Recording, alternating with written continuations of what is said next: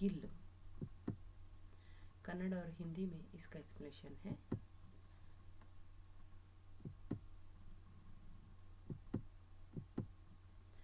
अचानक एक दिन सवेरे कमरे से बरामदे में आकर मैंने देखा, दो कौवे एक गमले के चारों ओर चोंचों से छुआ छुओला जैसा खेल खेल रहे हैं। यह काकाबुशुंडी भी विचित्र पक्षी है, एक साथ समाधारित, अनाधारित, अति सम्मानित, अति अवमानित। इसका अर्थ कन्नड़ में, अचानक एक दिन कमरे से बरामदे में आकर मैंने देखा।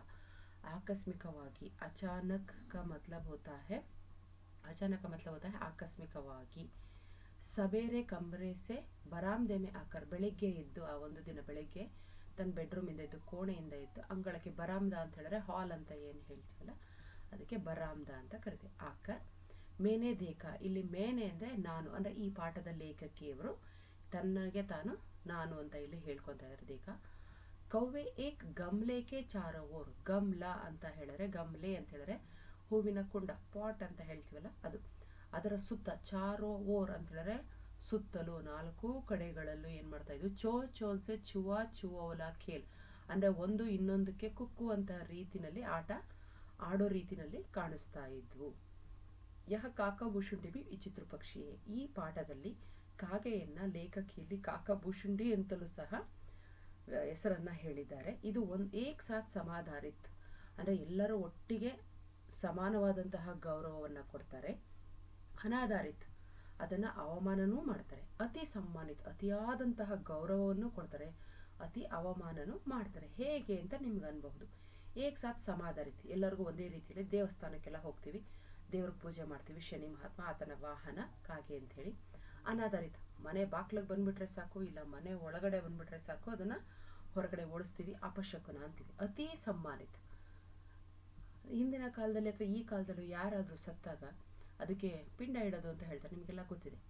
ಊಟಕ್ಕೆ ಅಂತ ಹೇಳಿದಾಗ ಅದು ತಿಂದು ಹೋಗೋವರೆಗೂ ಅದು ಪೂರ್ತಿನೇ ಆಗಲ್ಲ ಅಂತ ಹೇಳ್ತಾರೆ. ಆ ರೀತಿನಲ್ಲೂ ಸಹ ನಾವು ಅವಮಾನವನ್ನು ಅಂದ್ರೆ ಅದಕ್ಕೆ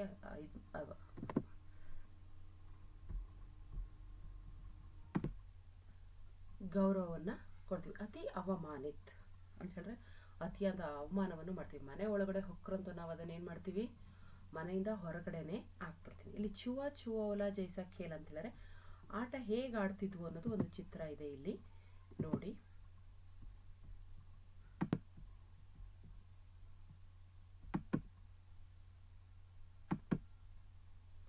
ಈ ರೀತಿ ಒಂದಕ್ಕೊಂದು ಏನಾದ್ರು ಪಕ್ಷಿಗಳು ಬೇಕು ಅಂತ ಹೇಳಿದ್ರೆ ಒಂದಕ್ಕೊಂದು ಏನ್ ಮಾಡ್ತಾವೆ ಹೇಳಿ, ನನಗ್ ಬೇಕು ಅಂತ ನಾವು ಮನುಷ್ಯರು ಹೇಗೆ ಮಕ್ಳುಗಳು ಕಿತ್ತಾಡ್ತೋ ಆಗ ಕಾಗೆಗಳು ಸಹ ಆ ಒಂದತ್ರ ಅಲ್ಲಿ ಏನ್ ಮಾಡ್ತಿದ್ವು, ಒಂದಕ್ಕೊಂದು ಚುವಾಲ ಜೈಸಾ खेल रहे थे.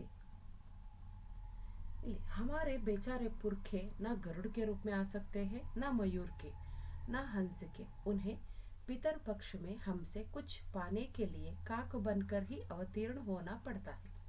इतना ही नहीं, हमारे दूरस्थ प्रियजनों को भी अपने आने का मधुर संदेश इनके कर्कश स्वर में ही देना पड़ता है.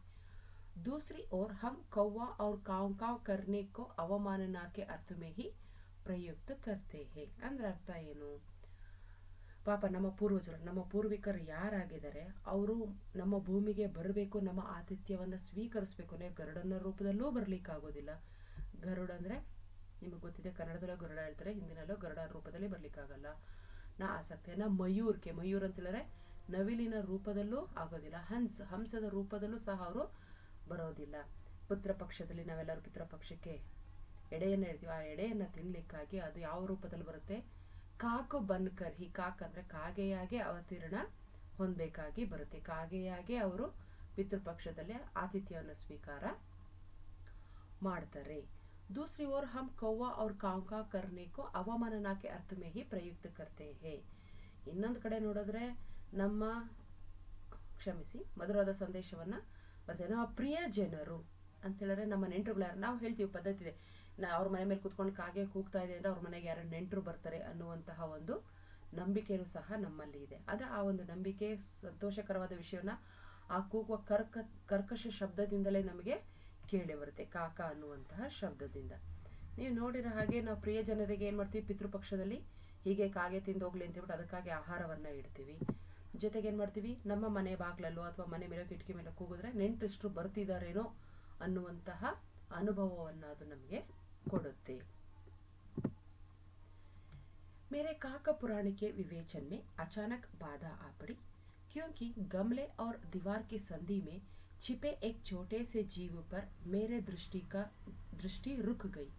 निकट जाकर देखा, गिलहरी का एक छोटा सा बच्चा है जो संभवतः घोंसले से गिर पड़ा है और अब कौवे जिसके सुलभ आहार खोज रहे हैं. ಅಂದ್ರೆ ಅರ್ಥ ಏನು, ಕಾಕ ಪುರಾಣ ಇಷ್ಟೊತ್ತರೆಗೂ ಲೇಖಕಿ ಹೇಳ್ತಿದ್ರಲ್ವಾ, ಕಾಗೆಗಳನ್ನ ಹೀಗೆ ಪೂಜಿಸ್ತೀವಿ, ಈಗ ದ್ವೇಷಿಸ್ತೀವಿ, ಗೌರವ ಕೊಡ್ತೀವಿ, ಪೂರ್ವಿಕರು ಈ ಕಾಗೆಯ ರೂಪದಲ್ಲಿ ಬರ್ತಾರೆ. ಈ ಎಲ್ಲಾ ಪುರಾಣಗಳು ರೂಮಿಂದ ಹೊರಗಡೆ ಬಂದು ಆ ಕಾಗೆಗಳ ಆಟ ಆಡೋದನ್ನ ನೋಡಿ ಹೇಳ್ತಿದ್ದವ್ರು ಇದ್ದಕ್ಕಿದ್ದಂಗೆ ಏನ್ ಮಾಡ್ತಾರೆ, ಅವರು ಈ ಒಂದು ವಿವರಣೆಯನ್ನ ನಿಲ್ಲಿಸ್ತಾರೆ. ಆಕಸ್ಮಿಕವಾಗಿ ತಡೆ ಬಂತು. ಆ ಕಾಕ ಪುರಾಣವನ್ನ ಅಲ್ಲೇ ನಿಂತ್ಕೊಂಡೇ ಇಷ್ಟೆಲ್ಲ ಹೇಳ್ತಿರ್ತಾರಲ್ಲ, ತಡೆ ಬರದೆ. ಯಾಕೆಂದರೆ ಕ್ಯೂಂಕಿ ಗಮ್ಲೆ ಅವ್ರ ದಿವಾರ್ಕೆ ಸಂಧಿಮೆ, ಗಮ್ಲೆ ಅಂತ ಹೇಳಿದ್ರೆ ಏನು, ಹೂಕುಂಡ, ಪಾಟ್ ಗೊತ್ತಿದೆ. ಅದರ ದಿವಾರ್ ಅಂತ ಹೇಳಿದ್ರೆ ಗೋಡೆ, ಕಿ ಸಂಧಿಮೆ, ಗಮ್ಲೆ ಅವ್ರ ದಿವಾರ್ ಕಿ ಸಂಧಿಮೆ, ಹೂಕುಂಡ ಮತ್ತು ಗೋಡೆಯ ಮಧ್ಯದಲ್ಲಿ. ಯೂಶುವಲಿ ನಾವೇನ್ ಮಾಡ್ತೀವಿ, ಪಾಟ್ಗಳನ್ನ ಗೋಡೆಯ ಪಕ್ಕದಲ್ಲಿ ಸಾಲಾಗಿ ಜೋಡಿಸ್ತೀವಿ. ಗೋಡೆ ಮತ್ತು ಆ ಪಾಟ್ನ ಸಂಧಿಯಲ್ಲಿ ಏನಿತ್ತು, ಒಂದು ಸಣ್ಣ ಜೀವಿ ಇತ್ತು. ಅದರ ಮೇಲೆ ಈಕೆಯ ಕಣ್ಣು ಬಿತ್ತು. ಆ ಜೀವಿ ಏನಾಗಿತ್ತು, ಗಿಲಹರಿ. ಗಿಲಹರಿ ಅಂದ್ರೆ ಅಳಿಲು ಅಂತ ಹೇಳ್ತೀವಲ್ಲ, ಸಣ್ಣ ಅಳಿಲಿನ ಮರಿ ಆಗಿತ್ತು. ಈ ಮಾತಾಡ್ಕೊಂತ ಆಕೆಯ ದೃಷ್ಟಿ ಎಲ್ಲೋಯ್ತು, ಒಂದು ಸಣ್ಣ ಜೀವಿಯ ಮೇಲೆ ಹೋಯ್ತು. ಇವ್ರು ಹತ್ರಕ್ಕೆ ಹೋಗಿ ನೋಡ್ತಾರೆ. ಚೋಟಾಸ ಬಚ್ಚಾತ, ಸಣ್ಣ ಮರಿ ಇತ್ತು. ಗೂಡಿನಿಂದ ಸಹಜವಾಗಿ, ಘೋಂಸ್ಲಾ ಅಂತಂದ್ರೆ ಗೂಡು, ಇಂಗ್ಲಿಷ್ ನಲ್ಲಿ ಅಂತೀವಿ ನೆಸ್ಟ್ ಅಂತ ಹೇಳ್ತೀವಿ. ಅದರಿಂದ ಬಹುಶಃ ಕೆಳಗಡೆ ಬಿದ್ದಿರಬಹುದು. ಯಾಕೆಂದ್ರೆ ಸಣ್ಣ ಸಣ್ಣ ಮರಿಗಳು ಗೂಡಿಂದ ಬೀಳೋದು ಸಹಜ ಅಲ್ವಾ, ಹಾಗೆ ಬಿದ್ದಿತ್ತು. ಅದು ಕಾಗೆಗಳಿಗೆ ಬಹಳ ಸುಲಭವಾದ ಆಹಾರ ಆಗೋ ತರ ಇತ್ತು.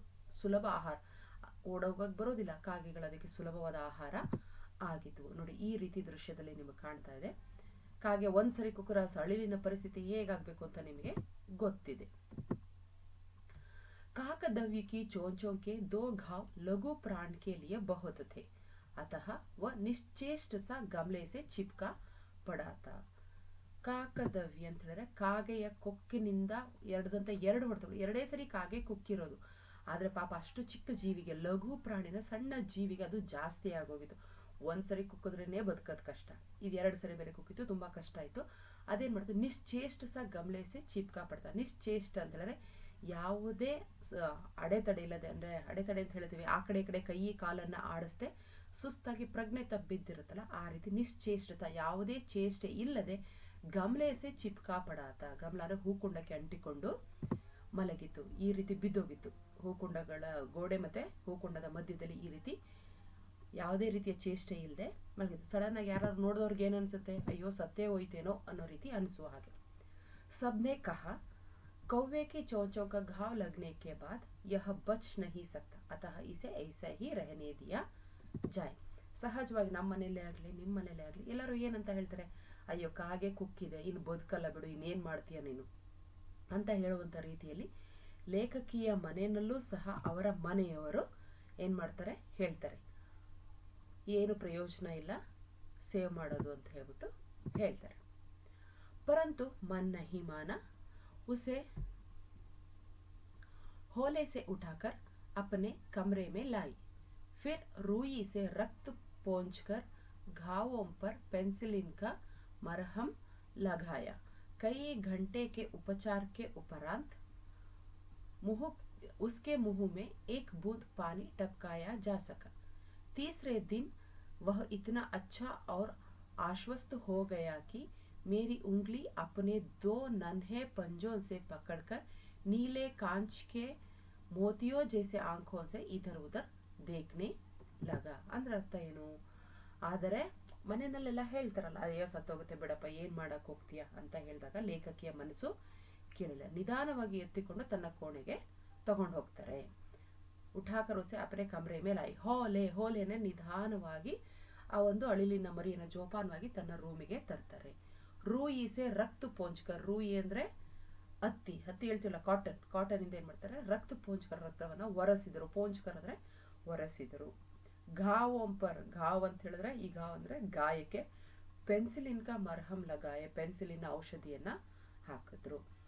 ಕುಚ್ ಕೈ ಗಂಟೋಂಗೆ ಉಪಚಾರಕ್ಕೆ ಉಪರಾಂತ, ಕೆಲವು ಗಂಟೆಗಳ ಉಪಚಾರದ ನಂತರ ಉಸ್ಕೆ ಅಂದರೆ ಅದು ರಕ್ತ ಎಲ್ಲ ಹೋಗಿ ಎಲ್ಲ ವಾಸಿ ಆದಮೇಲೆ ಪಾಪ ಅದು ತುಂಬ ದಣವಾಗಿರುತ್ತಲ್ಲ, ಒಂದೆರಡು ಹನಿ ನೀರನ್ನು ತೊಟ್ಟಿಡಿಸ್ತಾರೆ. ಒಂದೆರಡು ಮೂರು ದಿನಗಳಲ್ಲಿ ಏನಾಗುತ್ತೆ, ಎಷ್ಟು ಚೆನ್ನಾಗಿ ಓಡಾಡಿಕೊಂಡು ಆರೋಗ್ಯವಾಗಿತ್ತು ಅಂತಂದರೆ ನೋಡಲಿಕ್ಕೆ ಖುಷಿ ಆಗ್ತಿತ್ತು. ನೋಡಿ, ಅದನ್ನು ನಿಧಾನವಾಗಿ ಎತ್ಕೊಂಡೋದ್ರು ಲೇಖಕಿ. ಅದಕ್ಕೆ ಕಾಟನ್ನಿಂದ ಹತ್ತಿಯಿಂದ ಏನು ಮಾಡಿದ್ರು, ರಕ್ತವನ್ನು ಒರೆಸಿದ್ರು, ಒಂದೆರಡು ಮೂರು ಹನಿ ನೀರನ್ನು ಹಾಕಿದ್ರು. ಜೊತೆಗೆ ಅದೊಂದೆರಡು ಮೂರು ದಿನಗಳಲ್ಲಿ ಆಕೆಯ ಬೆರಳನ್ನು ಹಿಡ್ಕೊಂಡು ಏನು ಮಾಡ್ತು, ತುಂಬಾ ಚೆನ್ನಾಗಿ ಆಟ ಆಡಿಕೊಂಡು ಇರೋದು ನಮಗೆ ಕಾಣಿಸ್ತು. ಸೊ ಪೆಹಲಾ ಕ್ಯಾ ಹೈ, ಕಮ್ರೆ ಮೇ ಉಠಾಕರ್ ಲಾಯಿ.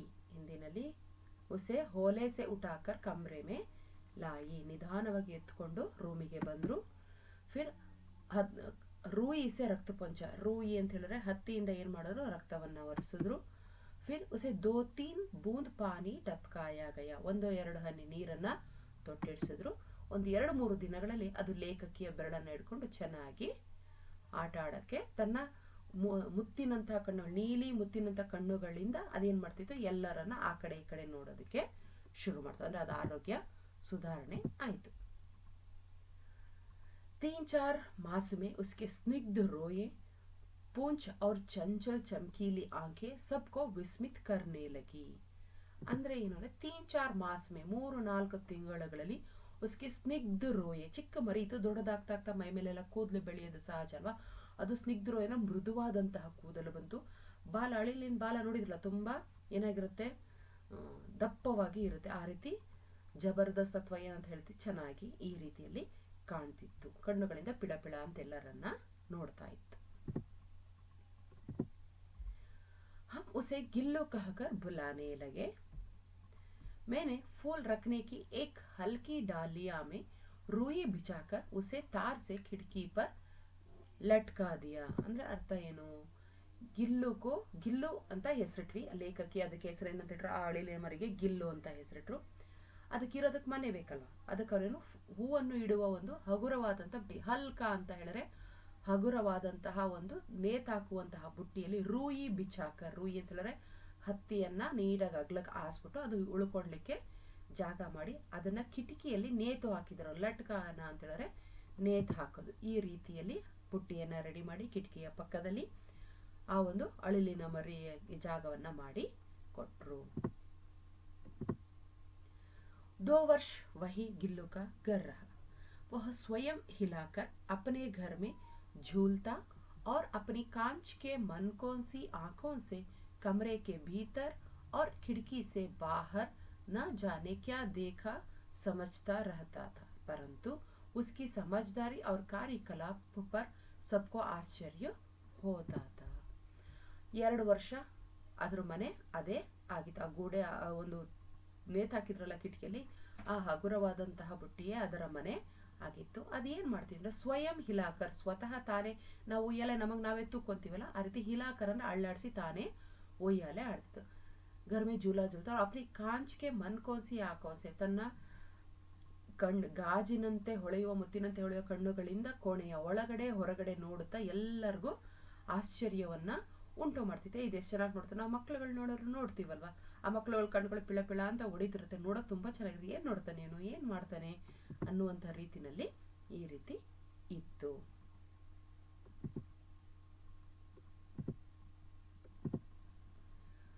जब मैं लिखने बैठती तब अपनी ओर मेरा ध्यान आकर्षित करने की उसे इतनी तीव्र इच्छा होती थी कि उसने एक अच्छा उपाय खोज निकाला. वह मेरे पैर तक आकर सर से पर्दे पर चढ़ जाता और फिर उसी तेजी से उतरता. उसका यह दौड़ने का क्रम तब तक चलता जब तक मैं उसे पकड़ने के लिए न उठती. ಈ ಒಂದು ಪ್ರಶ್ನೆಗೆ ಉತ್ತರ 2 ಮಾರ್ಕಿನ ಪ್ರಶ್ನೆಯ ರೂಪದಲ್ಲಿ ಕೇಳ್ತಾರೆ. ಲೇಖಿಕಾಕು ಕೈಸೆ ಆಕರ್ಷಿತ್ ಕರ್ತಾತ, ಹೇಗೆ ಅವಳನ್ನ ಆಕರ್ಷಣೆ ಮಾಡ್ತಿತ್ತು. ಮೇರೆ ಧ್ಯಾನ ಆಕರ್ಷಿತ್ ಕರ್ನೆಗೆ ಇತನಿ ತೀವ್ರ ಇಚ್ಛಾ ಹೋಗ್ತಿತ್ತು, ಅದಕ್ಕೆ ನನ್ನ ಗಮನವನ್ನು ಆಕರ್ಷಿಸಲು ಅದಕ್ಕೆ ಏನು ಆಸೆ ಉಟ್ಕೊಂಡಿತ್ತೋ ಗೊತ್ತಿಲ್ಲ. ಉಸ್ಕೆ ಏಕ್ ಅಚ್ಚಾ ಉಪಾಯ ನಿಕಲ, ಅಂದರೆ ಲೇಖಕಿ ನನ್ನ ಕಡೆ ನೋಡ್ಲಿ. ಈಗ ಸಹಜವಾಗಿ ಮಕ್ಳುಗಳು ನೋಡ್ತಿರಲ್ಲ, ಅಮ್ಮ ಮಗುನ ಎತ್ಕೊಂಡು ಬೇರೆಯವ್ರ ಜೊತೆ ಮಾತಾಡ್ತಿರ, ಮಗು ಏನ್ ಮಾಡುತ್ತೆ, ಅಮ್ಮನ ಕೆನ್ನೆ ಗಿಂಡೋದು, ಮುಖ ಕೈ ಹಾಕೋದು, ಕಣ್ಣು ಕೈ ಹಾಕೋದು, ಬಾಯಿ ಕೈ ಹಾಕೋದು ಮಾಡುತ್ತೆ. ನನ್ನ ಜೊತೆ ಬಿಟ್ಟು ಬೇರೆಯವ್ರ ಜೊತೆ ಮಾತಾಡ್ತಿದಾರಲ್ಲ ಅನ್ನೋ ರೀತಿಯಲ್ಲಿ. ಹಾಗೆ ಇದು ಬರೆಯೋದ್ರ ಕಡೆ ಗಮನ ಬಿಟ್ಟು ನನ್ನ ಕಡೆ ಗಮನ ನೋಡ್ಲಿ ಅನ್ನುವಂತಹ ಕಾರಣದಿಂದ ಅದು ಈ ರೀತಿ ಚೇಷ್ಟೆಗಳನ್ನ ಮಾಡುತ್ತೆ. ಕಲೀಲಿಕ್ಕೂ ಈಸಿ ಇದು, ಪಾಯಿಂಟ್ ವೈಸ್ ನೋಡ್ಕೊಳ್ಳಿ. ಏನು ಅಂತ ಹೇಳಿದ್ರೆ ವಹ ಮೇರೆ ಪೇರ್ ತಕ್ ಆಕರ್, ಅದು ನನ್ನ ಕಾಲಿನವರೆಗೆ. ನನ್ನ ಕಾಲಿನವರೆಗೆ ಅಂತಂದ್ರೆ ಯಾರು? ಲೇಖಕಿಯ ಕಾಲಿನ ಹತ್ರ ಇರುವ ಪರ್ದೆನ, ಕಿಟಕಿ ಅಂದಾಗ ಸ್ಕ್ರೀನ್ ಹಾಕಿರ್ತಾರಲ್ಲ, ಪರ್ದ ಅಂತ ಹೇಳಿದ್ರೆ ಸ್ಕ್ರೀನು. पैर तक आकर फर्स्ट ಟೇಬಲ್ ಹತ್ರ ಬಂದು ಚೇರ್ ಹತ್ರ ಕಾಲಿನವರೆಗೆ ಬರ್ತಿತ್ತು. ಸರ್ಸೆ ಪರ್ದೆ ಪರ್ ಚढ़ जाता था. ಕಿಟಕಿಗೆ ಹಾಕಿದಂತಹ ಸ್ಕ್ರೀನ್ ಇರುತ್ತಲ್ಲ, ಸ್ಕ್ರೀನ್ ಬೆಳಕಿಗೆ ಅಂತ ಸೈಡ್ಗೆ ಮಾಡಿರೋದು ಸಹಜ. ಆ ಪರ್ದೆ ಹಿಡ್ಕೊಂಡು ಬೇಗ ಜೋರಾಗಿ ಸರ್ ಅಂತ ಏನ್ ಮಾಡ್ತಿತ್ತು, ಪರ್ದೆ ಪರ್ ಚढ़ जाता. ಅವ್ರು ಉಸಿ ತೇಜಿಸೆ, ಮತ್ತೆ ಅದೇ ವೇಗದಲ್ಲಿ ಮೇಲಿಂದ ಕೆಳಗಡೆಗೆ ಇಳಿತಾ ಇತ್ತು. ಈ ಕ್ರಮ ಎಲ್ಲಿವರೆಗೂ ನಡೀತಿತ್ತು ಅಂದ್ರೆ ಲೇಖಕಿ ಎದ್ದು ಅದನ್ನು ಹಿಡ್ಕೊಳ್ಲಿಕ್ಕೆ ಪ್ರಯತ್ನ ಪಡೋದಿಲ್ಲ. ಉದಾಹರಣೆ ಹೇಳ್ಬೇಕು, ಮಕ್ಳುಗಳು ನೀವು ಎಲ್ಲಿವರೆಗೂ ನಿಮ್ಮ ಮುಖ ಕೈ ಎಲ್ಲದಕ್ಕೂ ಕೈ ಹಾಕ್ತಿರ್ತವೆ, ನೀವು ಅವ್ರ ಕಡೆ ಗಮನ ಕೊಡೋವರೆಗೂ. ಹಾಗೆ ಇದು ಸಹ ಮಾಡುತ್ತೆ. ಉಸೆ ಯಹ ದೌಡ್ನೆ ಕಾ ಕ್ರಮ, ಅದು ಓಡುವ ರೀತಿ ತಬ್ ತಕ್ ಚಲ್ತಾ, ಎಲ್ಲಿಯವರೆಗೂ ನಡೀತಿತ್ತು ಅಂದ್ರೆ ಜಬ್ ತಕ್ ಮೇ ಉಸೆ ಪಕಡ್ನೆ ಕೆ ಲಿಯೆ ನಾ ಉಠ್ತಿ, ನಾನು ಅದನ್ನ ಹಿಡ್ಕೊಳ್ಲಿಕ್ಕೆ ಎಲ್ಲಿವರೆಗೂ ಎದುಳಲ್ವೋ ಅಲ್ಲಿವರೆಗೂ ಅದೇನ್ ಮಾಡ್ತಿತ್ತು, ಸರ್ ಸೆ ಪರ್ದೆ ಪರ್ ಚढ़ जाता और उसी तेजी से नीचे उतरता. ಈ ಒಂದು ಪ್ರಶ್ನೆಗೆ ನೀವು ಮುಖ್ಯವಾಗಿ ಕಲಿಬೇಕಾಗಿದ್ದು ಇಷ್ಟೇ. मेरे पैर तक आकर सर से पर्दे पर चढ़ जाता और फिर उसी तेजी से उतरता. उसका यह दौड़ने का क्रम तब तक चलता जब तक मैं उसे पकड़ने के लिए ना उठती. ಈ ಒಂದು ಪದದ ಅರ್ಥ ಏನು ಅಂತ ಹೇಳಿದ್ರೆ, ಕಾಲಿನ ಹತ್ತಿರ ಪರದೆಯ ಕೆಳಭಾಗದಿಂದ ಮೇಲಕ್ಕೆ ಜೋರಾಗಿ ಹತ್ತಿತ್ತು, ಅದೇ ವೇಗದಲ್ಲಿ ಕೆಳಗಿಳಿತಿತ್ತು. ಈ ಕ್ರಮ ಎಲ್ಲಿವರೆಗೂ ನಡೀತಿತ್ತು ಅಂದ್ರೆ ಲೇಖಕಿ ಎದ್ದು ಅದನ್ನ ಹಿಡ್ಕೊಳ್ಳೋವರೆಗೂ ಈ ಕ್ರಮ ನಡೀತಾ ಇತ್ತು. ಈ ರೀತಿ ಪರದೆ ಮೇಲೆ ಹತ್ತುತ್ತಾ ಇತ್ತು. कभी मैं गिल्लों को पकड़कर ऐसे लंबे लिफाफे में इस प्रकार रख देती कि उसे अगले 2 पंजों और सिर के अतिरिक्त सारा लघुगात लिफाफे के भीतर बंद रहता. इस अद्भुत स्थिति में कभी कभी घंटों मेज पर दीवार के सहारे खड़ा रहकर वह अपनी चमकीली आंखों से मेरा कार्यकलाप देखता रहता. ಹೇಗೆ ಅಂದ್ರೆ ಕವಿ ಗಿಲ್ಲುಕೋ ಪಕಡ್ಕರ್ ಅಂದ್ರೆ ಲೇಖಕಿ ಕಾಲ ಹತ್ರ ಬಂತು, ಅದ್ರ ಹಿಡ್ಕೊಳಕ್ಕೆ ಎಲ್ಲಿವರೆಗೂ ಪ್ರಯತ್ನ ಪಡೋದಿಲ್ಲ ಅಲ್ಲಿವರೆಗೂ ಅದೇನ್ ಮಾಡ್ತಿತ್ತು, ಮೇಲೆ ಕೆಳಗೆ ಓಡಾಡ್ತಿತ್ತು. ಹಿಡ್ಕೊಂಡ್ಮೇಲೆ ಲೇಖಕಿ ಏನ್ ಮಾಡ್ತಿದ್ಲು ಅಂದ್ರೆ ಇಸ್ ಪ್ರಕಾರ ರಖ ದೇತಿಕಿ ಉಸೆ ಅಗ್ಲೇ ದೋ ಪಂಜೆ, ಪಿಕ್ಚರ್ ಅಲ್ಲಿ ಕಾಣುವ ರೀತಿಲಿ ಅದನ್ನ ಎನ್ವೆಲಪ್, ನೀವು ಗೊತ್ತಿದ್ದಲ್ಲ ಏನಾದ್ರು ಪೋಸ್ಟ್ ಬರುತ್ತಲ್ಲ ಆ ರೀತಿ ಕವರ್ ಒಳಗಡೆ ಏನ್ ಮಾಡ್ತಿತ್ತು, ಅದನ್ನ ಇಟ್ಟು ಮುಂದಿನ 2 ಕೈಗಳು ಮತ್ತೆ ಮುಖ ಮಾತ್ರ ಹೊರಗಡೆ ಇರುವಂತ ರೀತಿಯಲ್ಲಿ ಗೋಡೆಗೆ ತನ್ನ ಟೇಬಲ್ ಮೇಲೆ ಈ ರೀತಿ ಒರಗಿಸಿ ಇದೇ ಅದ್ಭುತವಾದ ಸ್ಥಿತಿಯಲ್ಲಿ ಇಡ್ತಾ ಇತ್ತು. ದಿವಾರ್ಕೆ ಸಹಾರೆ ಖಡಾ ರಹಕರ್ ಅಂದ್ರೆ ಗಂಟಾನುಗಟ್ಲೆ ಲೇಖಕಿ ಎಲ್ಲಿವರೆಗೂ ಬರೀತಾಳೋ ಅಲ್ಲಿವರೆಗೂ ಇದು ಗಂಟಾನುಗಟ್ಲೆ ಇದೇ ಸ್ಥಿತಿನಲ್ಲಿ ಇರ್ತಿತ್ತು. ಅಂದ್ರೆ ಲೇಖಕಿ ಜೋ ಬಿ ಕಾಮ್ ಕರ್ತಿಯೇ ಉಸೆ ದೇಖ್ತಾ ಇರತ್ತೆ, ಲೇಖಕಿ ಮಾಡುವ ಕೆಲಸವನ್ನ ಏನ್ ಮಾಡ್ತಿತ್ತು, ಅದು ಲೇಖಕಿ ಹೇಗೆ ಬರೀತಿದ್ಲು ಅದನ್ನ ಹಾಗೆ ಎನ್ವೆಲಪ್ ಚಿತ್ರದಲ್ಲಿ ಕಾಣುವ ರೀತಿಯಲ್ಲಿ ಅದು ಗಂಟಾನುಗಟ್ಲೆ ಇರ್ತಿತ್ತು. भूख लगने पर चिक चिक करके मानो वह मुझे सूचना देता और काजू या बिस्कुट मिल जाने पर उसी स्थिति में लिफाफे से बाहर वाले पंजों से पकड़कर उसे कुतरता रहता. ಈಗ ಲೇಖಕಿ ಗಂಟಾನುಗಟ್ಲೆ ಇದಳಕ್ಕಂತೂ ಬರಿತಾ ಕೂತ್ಕೋತಾರೆ, ಎದ್ದು ಹೋಗಕ್ಕಾಗಲ್ಲ. ಅದು ಅಶ್ವಾದಾಗ ಏನ್ ಮಾಡ್ತಾರೆ, ಅದು ಗಂಟಾನುಗಟ್ಲೆ ಹಾಗೆ ಕೂತ್ಕೊಂಡೇ ಇರ್ತಿತ್ತು. ಎಷ್ಟು ಗಂಟೆ ಆದ್ರೂ ಅದು ಶಬ್ದ ಮಾಡ್ತಿತ್ತು, ಚಿಕ್ ಚಿಕ್ ಅಂತ ಶಬ್ದವನ್ನ ಮಾಡ್ತಿತ್ತು. ಅವಾಗ ಗೊತ್ತಾಗ್ತಿತ್ತು ಇದಕ್ಕೆ ಅಶ್ವಾಗಿದೆ ಅಂತ ಹೇಳಿ. ಆಗ ಲೇಖಕಿ ಗೋಡಂಬಿ ಅಥವಾ ಬಿಸ್ಕೆಟ್ ಅನ್ನ ಅದು ಅದೇ ಸ್ಥಿತಿನಲ್ಲಿ ಇರ್ತಿತ್ತು ಕವರ್ನ ಒಳಗಡೆ. ಹೊರಗಡೆ ಇರುವಂತ ಕೈಗಳಿಂದ ಅದೇನ್ ಮಾಡ್ತಿತ್ತು, ಈ ರೀತಿ ಬಿಸ್ಕೆಟ್ ಅನ್ನ ಇಷ್ಟಿಷ್ಟೇ ಕುತರ್ತಾರೆ ತಾನೆ, ಇಷ್ಟಿಷ್ಟೇ ಕಚ್ಕೊಂಡು ಅದೇನು ಹೇಳ್ತೀವಲ್ಲ ಇಲ್ಲಿ ತಿಂದಂಗೆ ತಿಂತೀಯಲ್ಲ ಅಂತೇಳಿ ಆ ರೀತಿ ಇಷ್ಟಿಷ್ಟೇ ಕಚ್ಕೊಂಡು ತಿಂತ ಇತ್ತು. फिर गिल्लू के जीवन का प्रथम वसंत आया. बाहर की गिलहरियां खिड़की की जाली के पास आकर चिक चिक करने न जाने क्या कहने लगती. ಈಗ ಸಹಜವಾಗಿ ಮಕ್ಳುಗಳು ಹೇಗೋ ಕಾಲು ಬರೋವರೆಗಷ್ಟೇ ಒಳಗಡೆ ಇರ್ತವೆ, ಕಾಲಕ್ಕೆ ಬಂದ್ಮೇಲೆ ಹೊರಗೆ, ಕಾಲು ಓಡಾಡಕ್ ಬಂದ ತಕ್ಷಣ ಹೊರಗಡೆ ಹೋಗ್ತವಲ್ಲ, ಹಾಗೆ ಇದಕ್ಕೆ 1 ವರ್ಷ ಆಯ್ತು. ಪ್ರಥಮ ವಸಂತ ಅಂದ್ರೆ ಮೊದಲ ವರ್ಷ, ಹ್ಯಾಪಿ ಬರ್ಡೇ ಆಯ್ತು. ಬಾಹರ್ಕಿ ಗಿಲಹರಿ ಅಂದ್ರೆ ಕಿಟಕಿನಲ್ಲಿ ತಗ್ಲಾಕಿದ್ರಲ್ಲ, ಕಿಟಕಿಯಿಂದ ಹೊರಗಡೆ ಮರ ಗಿಡಗಳಿದ್ವಲ್ಲ, ಆ ಒಂದು ಮರ ಗಿಡಗಳಲ್ಲಿ ಇರ್ತಕ್ಕಂಥ ಗಿಲಹರಿಗಳು ಈ ಕಿಟಕಿಯಿಂದ ಹೊರಗಡೆ ಬಂದು ಏನ್ ಮಾಡ್ತಿದ್ವು, ಚಿಕ್ ಚಿಕ್ ನೋಡಿ ಪಿಕ್ಚರ್ ಅಲ್ಲಿ ಕಾಣುತ್ತೆ, ಹೊರಗಡೆನೂ ಗಿಲಹರಿಗಳಿದಾವೆ, ಇಲ್ಲೂ ಈ ಗಿಲಹರಿ ಇದೆ. ಗಿಲಹರಿ ಅಂದ್ರೆ ಏನು, ಅಳಿಲುಗಳು 2 ಇದೆ. ಆ ಕಡೆ ಬಂದು ಈ ಕಡೆಗೆ ಏನೇನ್ ಮಾತಾಡ್ಕೊಂತಿದ್ವೋ ಗೊತ್ತಿಲ್ಲ, ಏನೋ ಅವ್ರದೇ ಭಾಷೆನಲ್ಲಿ ಏನೋ ಮಾತಾಡ್ಕೊಂತ ಇದ್ವು.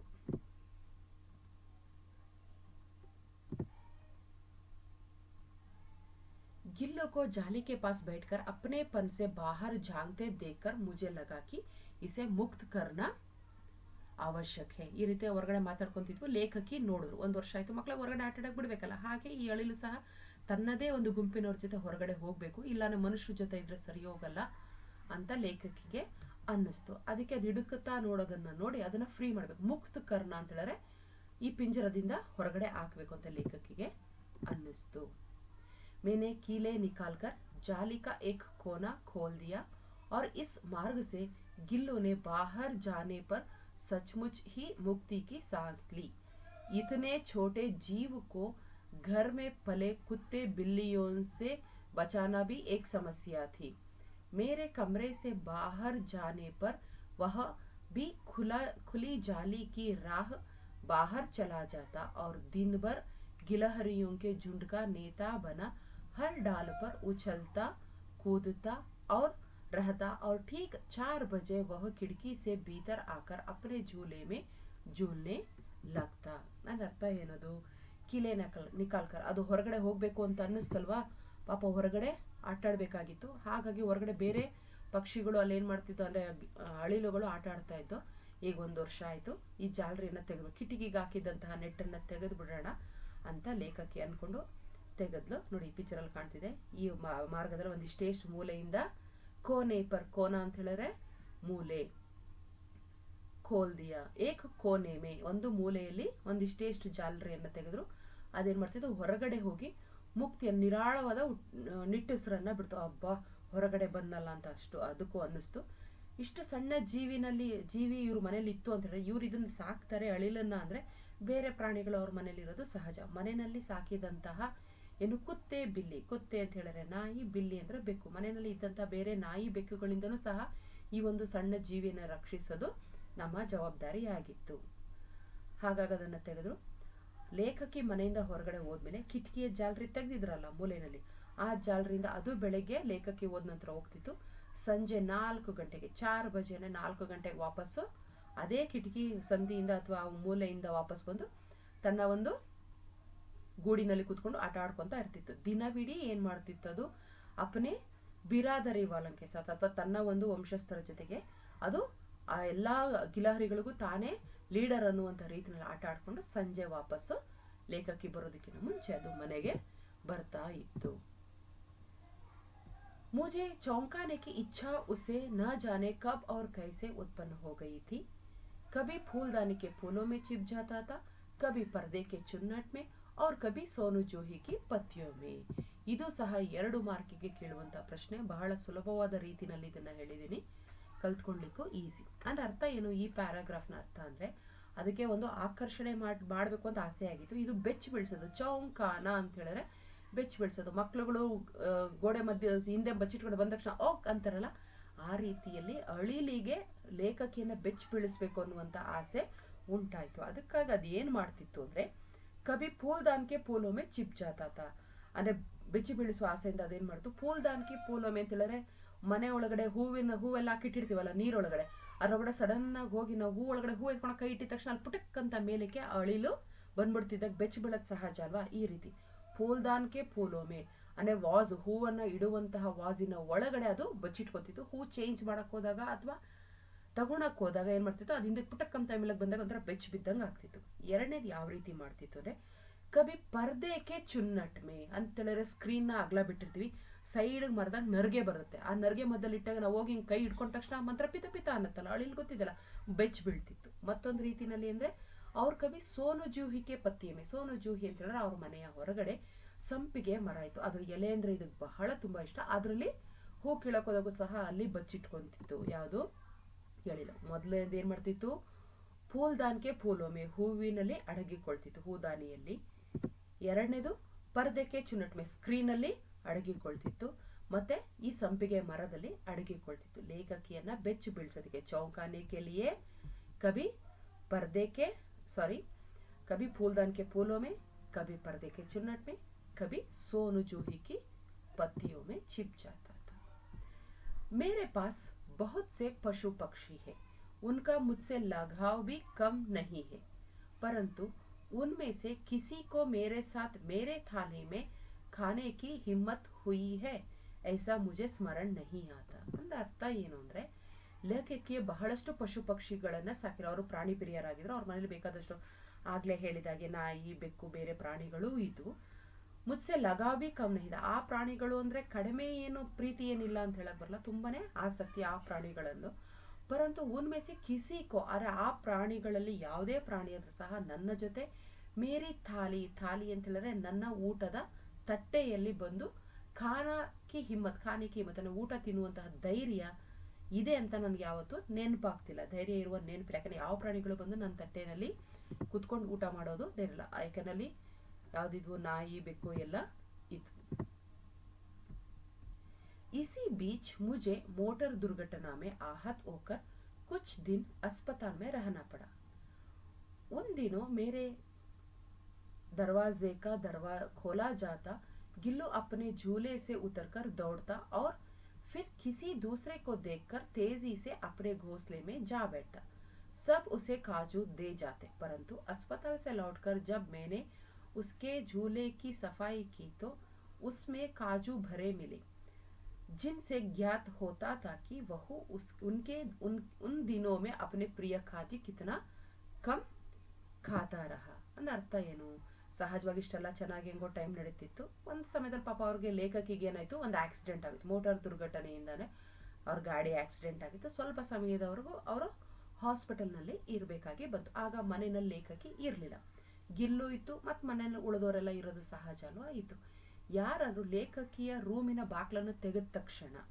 ಅಂದ್ರೆ ಲೇಖಕಿ ರೂಮ್ ಬಂದ್ಲೇನೋ ಅಂತ ಹೇಳ್ಬಿಟ್ಟು ಅವ್ರೇನಾದ್ರು ಡೋರ್ ಓಪನ್ ಮಾಡ್ರೆ ಆಕೆ ರೂಮನ್ನ ಡೋರ್ ಓಪನ್ ಮಾಡ್ರೆ ಅದು ತನ್ನ ಗೂಡಿನಿಂದ ಹಾರ್ಕೊಂಡು ಹೋಗಿ ನೋಡ್ತಿತ್ತು ಲೇಖಕಿ ಬಂದ್ರ ಅಂತ ಬೇರೆಯವರನ್ನ ನೋಡಿ ವಾಪಸ್ ಏನ್ ಮಾಡ್ತಿತ್ತು ಬಂದು ವಾಪಸ್ ಅದು ತನ್ನ ಗೂಡಿನಲ್ಲೇ ಕುಳಿತುಕೊಳ್ತಿತ್ತು ಮನೆಯಲ್ಲಿ ಪಶು ಪಕ್ಷಿಗಳನ್ನ ಸಾಕಿರೋದ್ರಿಂದ ಟೈಮ್ ಟು ಟೈಮ್ ಊಟ ಕೊಡಬೇಕು ಮನೇಲಿ ಇದ್ದವರೆಲ್ಲ ಅದ್ರ ಗೂಡೊಳಗಡೆ ಗೋಡಂಬಿಯನ್ನ ಹಾಕ್ತಾ ಇದ್ರು ಅವ್ರ ಕೆಲಸವನ್ನ ಅವ್ರು ಮಾಡ್ತಾರೆ ಲೇಖಕಿಗೆ ಆಕ್ಸಿಡೆಂಟ್ ಆಗಿತ್ತು ದುರ್ಘಟನಾ ಹುವಾತ ಓ ಅಸ್ಪತಾಲ್ ಮೇ ಥಿ ಮತ್ತೆ ಮನೆಯಲ್ಲಿ ಬೇರೆಯವರೆಲ್ಲ ಏನ್ ಮಾಡ್ತಿದ್ರು ಅದಕ್ಕೆ ಕಾಜುವನ್ನ ಅಥವಾ ಅದಕ್ಕೆ ಬೇಕಾದಂತ ಆಹಾರವನ್ನ ಕೊಟ್ಟು ಹೋಗ್ತಿದ್ರು ಆಯ್ತು ಅರೆ ವಾಪಸ್ ಎಲ್ಲ ಆದ್ಮೇಲೆ ವಾಪಸ್ ಲೇಖಕರಿ ವಾಪಸ್ ಬಂದು ಅವರ ಗೂಡನ್ನ ಕ್ಲೀನ್ ಮಾಡಿದೆ ಯಾರು ಮಾಡಿರ್ಲಿಲ್ಲ ಎಲ್ಲ ಬಿಸಿ ಇದ್ರು ಗೂಡನ್ನ ಕ್ಲೀನ್ ಮಾಡಿದಾಗ ಏನ್ ಕಾಣಿಸ್ತು ಅಂದ್ರೆ ಅದು ಎಷ್ಟೋ ಏನನ್ನ ಕಾಜು ಅಂತ ಹೇಳಿದ್ರೆ ಗೋಡಂಬಿಯನ್ನ ತಿಂದಿರ್ಲಿಲ್ಲ ಅಂದ್ರೆ ಅರ್ಥ ಏನು ಅವಳಿಲ್ಲದೆ ಕಡಿಮೆ ಊಟ ಮಾಡಿತ್ತು गिल्लू इनमें अपवाद था मैंने जैसे ही खाने के कमरे में पहुंचती वह खिड़की से निकलकर आंगन की दीवार बरामदा पार करके मेज पर पहुंच जाता और मेरी थाली में बैठ जाना चाहता था बड़ी कठिनाई से मैंने उसे थाली के पास बैठना सिखाया जहां बैठकर वह मेरी थाली में से एक एक चावल उठाकर बड़ी सफाई से खाता रहता था काजू उसका प्रिय खाद्य था और कई दिन काजू न मिलने पर वह अन्य खाने की चीज से या तो लेना बंद कर देता था या झूले से नीचे फेंक देता था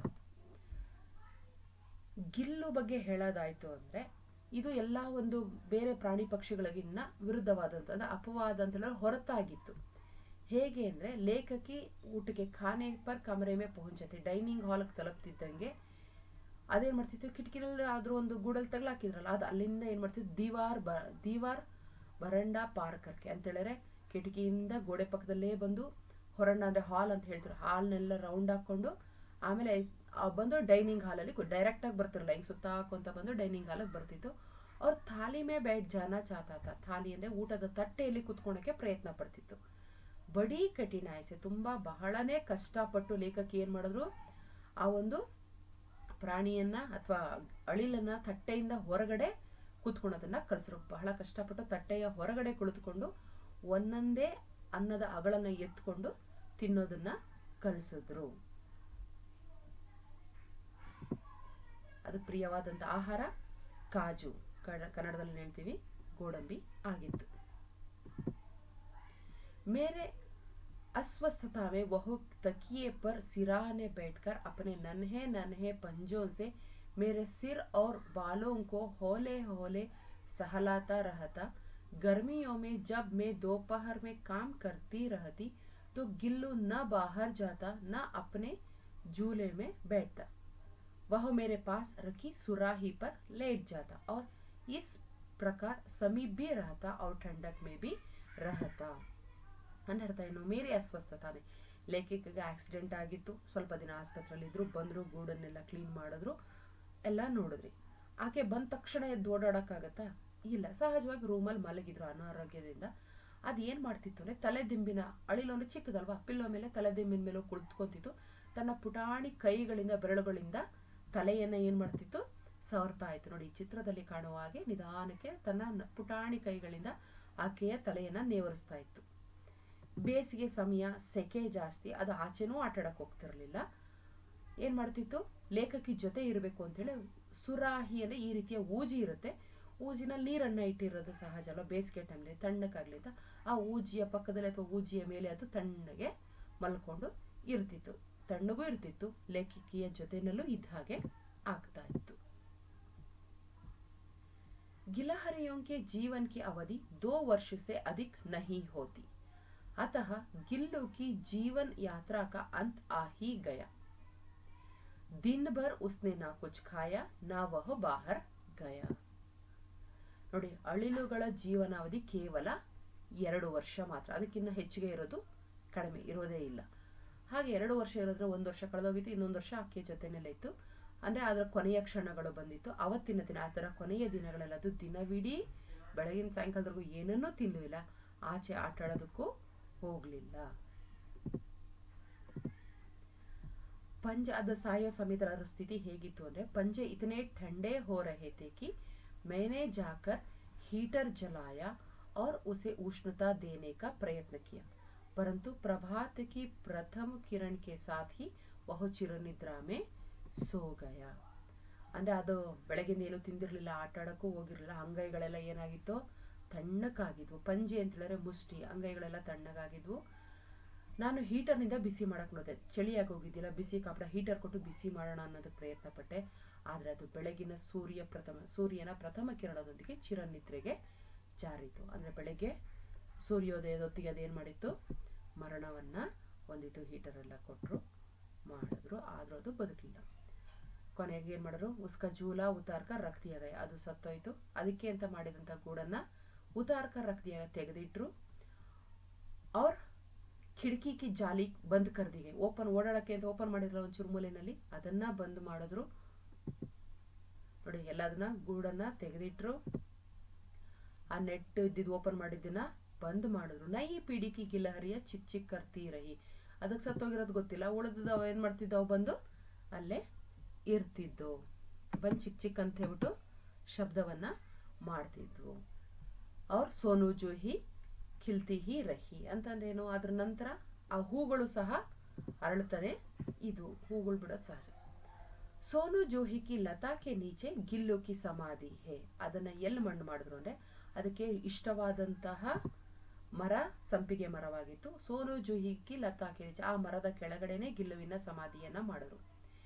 ಯಾಕೆ ಮಾಡಿದ್ರು ಅಂದ್ರೆ, ಇಸ್ಲಿಯೇ ಭಿ ಕಿ ಉಸೆ ವಹ ಲತಾ ಸಬ್ಸೆ ಅಧಿಕ್ ಪ್ರೀತಿ, ಒಂದು ಕಾರಣ ಅದನ್ನ ಅದ್ರ ಕೆಳಗಡೆನೆ ಮಾಡ್ಲಿಕ್ಕೆ, ಈ ಗಿಲಹರಿಗೆ, ಗಿಲ್ಲುಗೆ, ಅಳಿಲಿಗೆ ಸಂಪಿಗೆ ಮರ ಅಂದ್ರೆ ಬಹಳ ಇಷ್ಟ, ಹಾಗಾಗಿ ಅದ್ರ ಕೆಳಗಡೆ ಮಣ್ಣು ಮಾಡಿದ್ರು, ಇದು ಒಂದು ಕಾರಣ. ಇನ್ನೊಂದು, ಇಸ್ಲಿಯೇ ಭಿ ಕಿ ಉಸೆ ಲಘು ಘಾತಕ ಕಿಸಿ ವಾಸಂತಿ ದಿನ್ ಜೂಹಿ ಕೆ ಪೀಥುಬಾ ಕೆ ಛೋಟೆ ಫೂಲ್ ಕೆ ರೂಪ್ ಮೇ ಖಿಲ್ ಜಾನೆ ಕಾ ವಿಶ್ವಾಸ. ಲೇಖಕಿಗೆ ಇದು ಇಸ್ಲಿಯೇ ಭಿ ಯಾಕೆ ಅಂತ ಹೇಳಿದ್ರೆ, ಚಿಕ್ಕ ಜೀವಿ, ಅಳಿಲ್ ಚಿಕ್ಕ ಪ್ರಾಣಿ ಅಲ್ವಾ, ಘಾತ್ ಅಂದ್ರೆ ಶರೀರ, ಚಿಕ್ಕದಾದಂತಹ ಶರೀರ, ಕಿಸಿ ವಾಸಂತಿಕೆ ದಿನ, ಯಾವುದಾದ್ರೂ ವಸಂತ ಕಾಲದಲ್ಲಿ, ಜೂಹಿಗೆ ಪೀತಬ, ಜೂಹಿ ಅಂದ್ರೆ ಸಂಪಿಗೆ ಮರದ, ಸಂಪಿಗೆ ಯಾವ ಬಣ್ಣ ಇರುತ್ತೆ, ಹಳದಿ ಬಣ್ಣ ಇರುತ್ತೆ. ಪೀಲ ಅಂತ, ಪೀತ್ ಭಾ ಅಂತ ಹೇಳಿದ್ರೆ ಪೀಲ ರಂಗು, ಹಳದಿ ಬಣ್ಣದ ರೂಪದಲ್ಲಿ, ಹಳದಿ ಬಣ್ಣದ ರೂಪದಲ್ಲಿ, ಆ ಹೂವಿನ ರೂಪದಲ್ಲಿ ಈ ಹೂವಾಗಿ ಯಾವ್ದು ಬರ್ಬೋದು, ಈ ಗಿಲಹರಿ ಸಣ್ಣ ಜೀವಿ ಹಳದಿ ಹೂವಾಗಿ ಅರಳಬಹುದು. ಖಿಲ್ ಜಾನ, ಅರಳುವ ಆಸೆಯಿಂದ